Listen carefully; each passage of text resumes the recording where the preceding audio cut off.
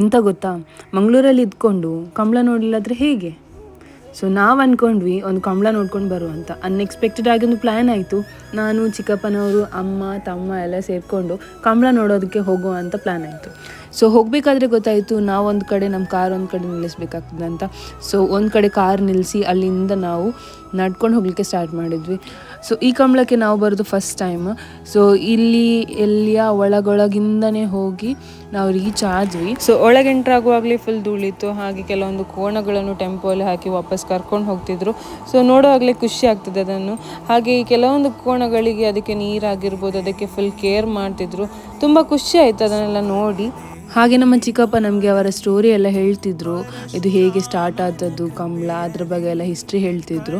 ಹಾಗೆ ಅದನ್ನೆಲ್ಲ ನೋಡಿಕೊಂಡು ನಾವು ಮುಂದೆ ಹೋದ್ವಿ. ಮುಂದೆ ಹೋಗುವಾಗ ತುಂಬ ಕ್ರೌಡ್ ಇತ್ತು ಗೈಸ್, ತುಂಬಾ ಕ್ರೌಡ್ ಇತ್ತು. ಹಾಗೆ ನಮಗೊಂದು ಸೇಫೆಸ್ಟ್ ಪ್ಲೇಸ್ ಕೂತ್ಕೊಳ್ಳಿಕ್ಕೆ ಸಹ ಸಿಕ್ಕಿತ್ತು. ಡೈರೆಕ್ಟ್ ವ್ಯೂ ಇತ್ತು ನಮಗೆ ಕಂಬಳ ನೋಡಲಿಕ್ಕೆ.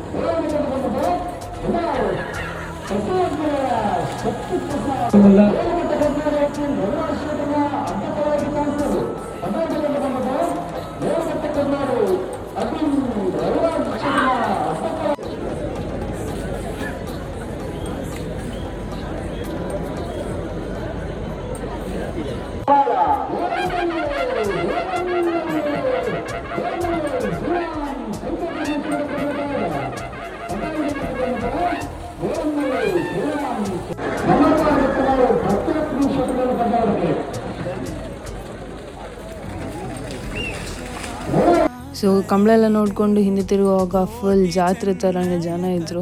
ಸೊ ಇದೆಲ್ಲ ಮಂಗಳೂರಿನವರಿಗೊಂದು ಜಾತ್ರೆ ಥರನೇ. ಸೊ ಹಾಗೆ ನಾವು ಒಂದು ಐಸ್ ಕ್ರೀಮ್ ತಿಂದ್ಕೊಂಡು ವಾಪಸ್ ಮನೆಗೆ ಬಂದ್ವಿ. ಸೊ ಇದಾಗಿತ್ತು ನಮ್ಮ ಮಿನಿ ವ್ಲಾಗ್. ಈ ವಿಡಿಯೋ ಇಷ್ಟ ಆಗಿತ್ತು ಅಂತ ಅಂದ್ಕೊಳ್ತೇನೆ. ಇಷ್ಟ ಆಗಿದ್ರೆ ಕಮೆಂಟ್ ಮಾಡಿ, ಶೇರ್ ಮಾಡಿ, ಹಾಗೆ ಲೈಕ್ ಮಾಡಿ. ನೆಕ್ಸ್ಟ್ ವಿಡಿಯೋಲಿ ಸಿಕ್ಕುವ. ಅಲ್ಲಿ ತನಕ ಬಾಯಿ.